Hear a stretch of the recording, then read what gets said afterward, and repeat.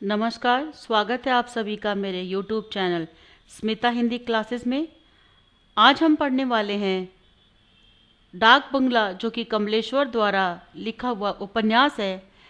इसकी कथा की कथा वस्तु और सारांश का दूसरा भाग। आइए सुनते हैं। विमल बैठकर सेट का डिज़ाइन बनाता एवं नाटकों को नया रूप देने पर विचार करता। दोनों इसके लिए बहुत ही परिश्रम करते थे। ईरा आगे कहती है कि वह मेरी पढ़ाई का आखिरी वर्ष था। इम्तिहान देकर मैं डैडी के पास चली गई, जहां हमारी उनकी बहुत लड़ाई हुई। उन्होंने दिल्ली में ड्रामा कंपटीशन में जाने से रोका था, जबकि मैं विमल को वचन देकर आई थी कि हफ्ते बाद मैं रिहर्सल के लिए लौट आऊंगी। लेकिन डैडी का विकराल रूप मुझे किसी हाल में जाने देने के लिए तैयार नहीं था। आखिरकार और कोई चारा नहीं रह गया था और मैं अपने डैडी की मर्जी के खिलाफ नाटक की तैयारी के लिए अपनी सहेली के पास ही चली गई। प्रारंभ में कुछ दिनों तक तो मैं अपने सहेली के साथ रही, परंतु वहाँ कोई और दूसरा प्रबंध नहीं हो पाया, तो फिर मैं खुल्लम खुल्ला विमल के साथ ही रहने लगी और डैडी से संपर्क संबंध सब टूट गया था। नाटक कंपटीशन के 2 साल तक ईरा और विमल ने दिल्ली में अपना रंगमंच स्थापित करने की बहुत कोशिश की, पर कर्ज के सिवाय और कुछ भी हाथ नहीं लगा। यहाँ तक कि दोनों पैसे पैसे के लिए मोहताज हो गए। इस नाकामयाबी से विमल और ईरा दोनों काफ़ी उदास हो चुके थे। हताशा में दोनों समझ नहीं पा रहे थे कि आगे क्या करना चाहिए। ऐसे में विमल ने ईरा से कहा कि तुम अपने पैरों पर खड़ी हो सकती हो, ताकि कैसे भी हमारा गुजारा चले। ऐसा करो, तुम कहीं नौकरी कर लो। तब तक ईरा कुछ सोच नहीं पा रही थी, पर जीना तो था और डैडी के पास वापस लौटकर जाने का कोई सवाल ही नहीं उठ सकता। उनकी बेरुखी और जिद के जवाब भी ईरा को देना था। ईरा तिलक से कहती है कि सच बात है, वह तिलक के माँ की मौत के बाद डैडी एक तरह से बेगाने हो गए थे। उनकी अपनी ज़रूरत भी थी, जो शायद गलत भी नहीं थी। ईरा के पिता ईरा से हमेशा अपनी पर्सनल ज़िंदगी को छुपाते थे। शायद उन्हें लगता था कि जिस दिन मैं उनकी ज़िंदगी के बारे में सही सही जान जाऊंगी और उनका राज मेरे सामने खुल जाएगा, तो वे अपने पद से नीचे गिर जाएंगे। फिर कभी मेरे लिए प्यार भरे शब्द नहीं बोला। मेरी चाहतों को, मेरी इच्छाओं को भी कभी नहीं समझ सके। वे हमेशा मेरे सामने एक सवाल बनकर खड़े हुए और हमेशा मुझे ही जवाब मांगते रहे। वो कहती है कि जिस घर में माँ नहीं होती है ना, उस घर के बच्चों को तो जिंदगी भर तरह तरह के जवाब देने पड़ते हैं। अपने अस्तित्व के लिए, अपनी इच्छाओं के लिए, अपने सपनों के लिए, अपने व्यवहार के लिए, सामाजिक स्थिति के लिए, यहाँ तक कि रहन सहन और खाने पीने के लिए भी जवाब देना पड़ता है। मैं इन सब जवाबों को देने के लिए तैयार तो थी, परंतु मैं कहीं ना कहीं भीतर ही भीतर डर रही थी, क्योंकि मेरा सामना अब परिवार से नहीं, समाज से होना था। अपनी पहले नौकरी ईरा ने बत्रा के घर पर की, जहां उसका काम बत्रा के फ़ोन कॉल्स को रिसीव करना, यानी कि उसके फ़ोन को उठाना, उनका नाम पता नोट करने का काम था। जहां तक एक तस्वीर के माध्यम से बात होती थी बत्रा के जीवन के अनुभव की, जिसमें दंगों के कारण रावलपिंडी से भागते हुए लाहौर स्टेशन में कत्ल कर दिए गए थे। तमाम लोगों की लाशें बिछी थी। वहीं दूसरी ओर विमल अपनी जिंदगी से हताशा से पराजित हो गया था और इसी बीच उसने नए दोस्त बना लिए थे, जो सत्ता, सरकार, पूंजीवादी, शोषण, अर्थव्यवस्था, वर्ग संघ आदि की बात किया करते थे। ईरा कहती है कि अपनी इसी पराजय के साथ ही विमल एक दिन मुझे छोड़कर कहीं चला गया और कई वर्षों तक उसका कुछ भी पता नहीं चला। कुछ समय बाद पता चला कि क्रांतिकारी के साथ मिल चुका है और कहीं पकड़ा गया है। दरअसल विमल के अंदर कुछ टूट सा गया था। मानो उसका विश्वास टूट गया था, मानो उसका टूट गया था। कभी कभी तो यह भी लगता था कि सिर्फ फ़ोन रिसीव करने के लिए कोई किसी को कोई नौकरी पर रखता है क्या? अगर रखता भी है तो पूरे 400 रुपये वेतन दी जाती है। विमल से अक्सर लड़ाई हो जाती थी इसी बात को लेकर, और विमल ईरा पर अपना एक छत्र अधिकार चाहता था। वह कभी कभी उसे बड़ी अजीब शक की नज़रों से देखता था। जाने क्यों उसे शक होता था कि ईरा और बत्रा के बीच अवश्य ही कोई न कोई समझौता हुआ है, अवश्य उन दोनों के बीच कुछ न कुछ है। हर 7वें 8वें रोज वो इसी बात को लेकर झगड़ पड़ता, किसी बिना बात के, और फिर अपने आप ही वो थोड़ा देर में ठीक भी हो जाता। उन दिनों वह बहुत कुछ अंतर्मुखी होता जा रहा था, अर्थात अपने मन में वहम रखता था और सभी को ही शक की निगाहों से देखता था। जिसके भी अब तक उसने तारीफ की थी, अब अचानक उसकी बुराई करने लगता। उसका विश्वास सब पर लगातार टूटता जा रहा था, और यह बात ईरा को समझ में आ रही थी। नाटक कंपनी में दिन रात मेहनत करने के बाद भी लोग अपने वादे से कैसे मुकर जाते थे। कोई उसकी सहायता नहीं करता था। वह हताश हो गया था, बीमार की तरह दिन रात पड़ा रहता था, और रात को जब मैं लौटती तो उसे उदास देखकर उसको बदलने की कोशिश करती। कुछ देर बाद वह देखता बड़ी चाहत भरी नज़रों से, और फिर हंसने मुस्कुराने लगता। उसकी मन की व्यथा शायद थोड़ी कम हो जाती थी। कुछ घंटों के लिए विमल पहले जैसा हो जाता था। फिर हम साथ साथ लेटे हुए सपने बुनते और यह उम्मीद करते कि अंत में हमें सफलता मिलेगी। उन दोनों उनकी भावनाओं को जो जोश, कल्पना, आत्मविश्वास, राहत था, वह केवल क्षण भर के लिए होता था। जब भी विमल अपने शब्दों की बातें करता तो उसके शरीर पर कांटों के समान पसीने उगते थे, और मोहित सी बस मैं उसे देखते रहती थी। ईरा को यह मालूम था कि विमल शंका की दृष्टि से देखता है। बत्रा के बंगले में जाते समय वो तो उसका पीछा भी करता था। वह चाहती भी थी कि उसके लिए नौकरी छोड़ दे, परंतु अपने पेट की भूख के कारण वह यह नौकरी करने को मजबूर थी।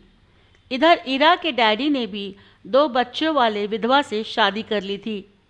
कभी कभी ईरा के मन में पिता के लिए कुछ भावनाएं आई भी थी, परंतु उनकी शादी कर लेने के बाद वह भावनाएं भी समाप्त हो गई। इधर विमल की उदासी से ईरा की हिम्मत टूट रही थी, क्योंकि विमल की आंखों में जो सपना देखे थे वह पूरा नहीं कर पा रहे थे, और यही कष्ट उसे सता रहा था, परंतु ईरा इसके लिए कुछ नहीं कर सकती थी। दरअसल जब आदमी के पास काम नहीं होता है तब मन, आत्मा और शरीर सब व्यर्थ लगने लगता है। फिर हताश होकर विमल मुंबई चला जाता है। वहाँ से एक संदेश लिखकर भेजता है कि वह जल्द ही उसे लेने आएगा।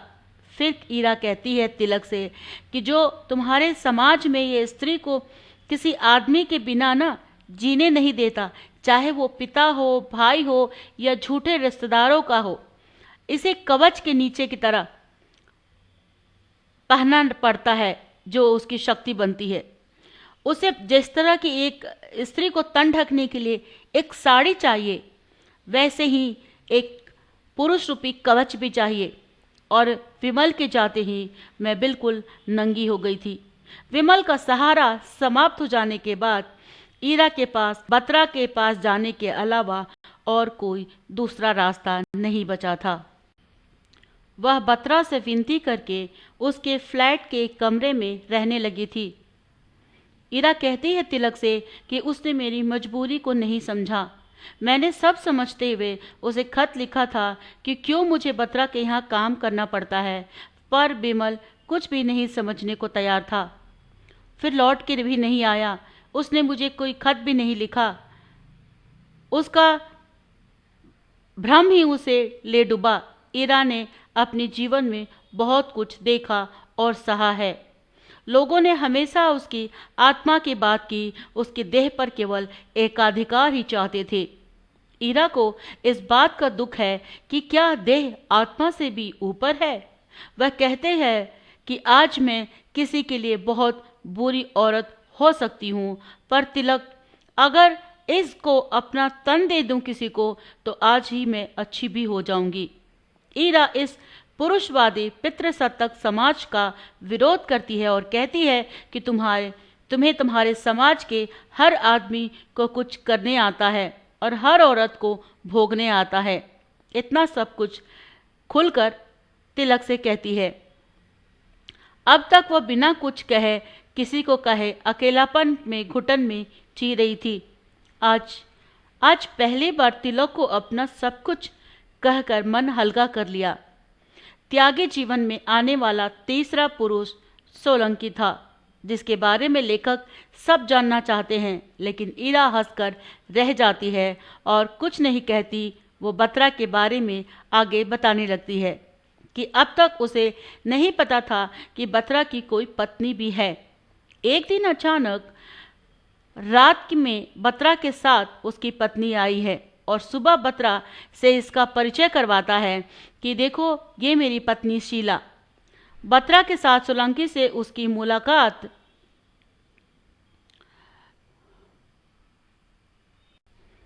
वोल्गा होटल में हुई थी और जब वह बत्रा उसकी पत्नी शीला के साथ डिनर पर गई थी, उस दिन ईरा मन में कहीं ना कहीं टूट सी गई थी। कहीं ना कहीं उसे महसूस हो रही थी कि अपने जीवन का अकेलापन ईरा को और ज़्यादा महसूस होने लगा था। अब वो शीला और बत्रा को एक साथ देखती तो उसे एहसास होता कि अब वो कौन है, उसे कौन सहारा देगा। रह रहकर उसे विमल की याद आई, परंतु उसके पास विमल को समझने या अपने स्थिति से निकालने का कोई रास्ता नहीं था। किसी के ना होने की कमी से ईरा अंदर ही अंदर अपार कष्ट में थी। उसे हर वक्त यही महसूस होता था कि काश कोई अपना, जिसे मैं अपना सुकून, जिसके साथ एक नन्हा सा घर बनाकर सुकून से किसी के आने का इंतजार करती। एक आम स्त्री की तरह ईरा भी कुछ ना सही, परंतु जीवन में केवल इतना ही चाहती थी कि उसका भी अपना एक छोटा सा घर हो, एक परिवार हो, एक पति हो और उसके साथ अपना जीवन के सुख दुख सब भाग्य बांट सके। लेकिन ईरा के भाग्य में यह कहाँ था। 6 महीने में ही शीला अचानक बत्रा को छोड़कर चली जाती है, जिसका कारण तो ईरा भी नहीं समझ पाती। वह केवल अनुमान लगाती है कि अचानक इस तरह से छोड़ के जाने का मतलब क्या वो किसी दूसरे से प्यार करती है। फिर वो तिलक से कहती है कि 100 में से 75 औरतें ऐसी ही जिंदगी जीने की आदी हो चुकी हैं। इस उपन्यास के केंद्र में ईरा थी, या ये कह सकते हैं कि सभी स्त्रियों के ऊपर केंद्रित हो गई थी। इस समाज में स्त्री की जो परिस्थितियां हैं उस ओर ध्यान आकृष्ट हो रहा था। अब ये कथा ईरा के अलावा समाज के सारी औरतों के ऊपर केंद्रित हो गई थी। ईरा कहती है कि पत्नी के रूप में वही औरतें ज़्यादा सफल साबित होती हैं जिन्होंने अपने मन को मार लिया है, यानी जो जिंदगी को केवल जी रही है और जी लेने में कोई खुशी नहीं है। उसकी ज़िंदगी तकलीफ से भरी हुई एक मजबूरी है और हर औरत मेरी तरह इसी प्रकार मजबूर होकर ज़िंदगी जी रही है। शीला जो बत्रा को छोड़कर चली गई थी, वह भी इसी की शिकार थी। अगर ना होती तो इस तरह भटकती नहीं। परंतु बाद में ईरा को सच्चाई का पता चलता है कि शीला तो बत्रा की कभी पत्नी थी ही नहीं। दरअसल शीला हालात और दुख की मारी एक ऐसी लाचार स्त्री है जिसने दंगे में अपने पिता को गंवा दिया था। परिवार में जो लोग बचे थे उन सबको लेकर दर दर भटक रही थी। जिंदा रहने के लिए क्या क्या करना होगा और अंततः परिवार का पेट पालने के लिए उसने ऐसा पेशा करना पड़ा जिसमें वह किसी की बीबी बनने का नाटक करती है। 6 महीने उस आदमी के साथ उसके घर पर रहती है। शीला की याद में परेशान बत्रा एक दिन बहुत कमज़ोर पड़ जाता है और इस कमजोरी में ईरा उसे सहारा देती है। दोनों का शारीरिक मिलन होता है, लेकिन ईरा इसे सिर्फ शारीरिक मिलन नहीं, आत्मिक मिलन भी कहती है, क्योंकि मिलन के लिए केवल शरीर ही नहीं, आत्मा से भी स्वीकार्य होना चाहिए। एक पत्नी की भांति ईरा बत्रा के साथ रहने लगी थी, परंतु उसकी जिंदगी ने एक बार फिर से करवट बदला और उसकी जिंदगी उसे धोखा दिया। अचानक से शीला उसकी जिंदगी में वापस आ जाती है और आगे की कहानी जानने के लिए वीडियो के थर्ड भाग देखना ना भूलें। अगर आपको ये वीडियो समझ में आता है, पसंद आता है तो सब्सक्राइब, लाइक, कमेंट, शेयर करना ना भूलें। धन्यवाद। वहीं ईरा को विमल नाम के एक लड़के से प्यार हो जाता है जो उसी के यूनिवर्सिटी में पढ़ता था। उसे क्लब का मेंबर भी था और दोनों जंगल में रहते हुए कभी कभी पैदल शिमला तक निकल जाया करते थे। विमल का एक मित्र था जो बिशप कॉटन स्कूल के पास रहता था। मित्र के घर भी कभी कभी ये दोनों जाया करते थे। एक दिन जंगल के रास्ते में चलते हुए विमल ने ईरा को पहली बार छुआ था। ईरा का रोम रोम सिहर उठा था, जिसे उसने फिर कभी ऐसा महसूस नहीं किया। सपनों का राजकुमार जैसे अपने साथ लेकर जाता है, वैसे ही विमल के साथ वो चुपचाप चलती जा रही थी। विमल ने उसे विश्वास दिला दिया था कि ईरा, हम तुम दोनों रंगमंच के लिए समर्पित हैं। हम जीवन भर इसी में लगे रहेंगे। वह तिलक से कहती है कि बात तो वैसे बहुत छोटी सी थी, परंतु वह विश्वास करने लगी। बड़ा अच्छा था। मैंने विमल की आंखों में देखा था वो विश्वास, परंतु इस विश्वास को मेरे डैडी यानी कि मेरे पिता नहीं समझ पाए। उनके लिए नाटक में भाग लेना और नंगे होकर नाचने गाने में कोई फर्क नहीं था, परंतु ईरा के लिए यह एक प्यारी दुनिया थी, रंगमंच की दुनिया, जिसमें केवल कुछ घंटों में सुख दुख, पाप पुण्य, उतार चढ़ाव सभी देखे जा सकते थे। पूरा जीवन, घर गृहस्थी, रिश्ते नाते, भावनाएं, कल्पनाएं, सब कुछ नाटक के दौरान 1 घंटा में वह बीता हुआ पल बहुत सुखद था। उठते ही ईरा के डैडी का ट्रांसफ़र हो गया इतने में, और ईरा हॉस्टल में रहने चली गई। जब भी मौका मिलता वह विमल के पास चली जाती और नाटक की बातें किया करती थी। विमल बैठकर सेट का डिज़ाइन बनाता था। तो इस तरह से इस नाटक का आधा भाग मैंने यहाँ कंप्लीट किया है। पूरा नाटक देखने के लिए इसके सेकंड पार्ट को ज़रूर देखें और वीडियो पसंद आने पर सब्सक्राइब, लाइक, कमेंट, शेयर करना ना भूलें। धन्यवाद।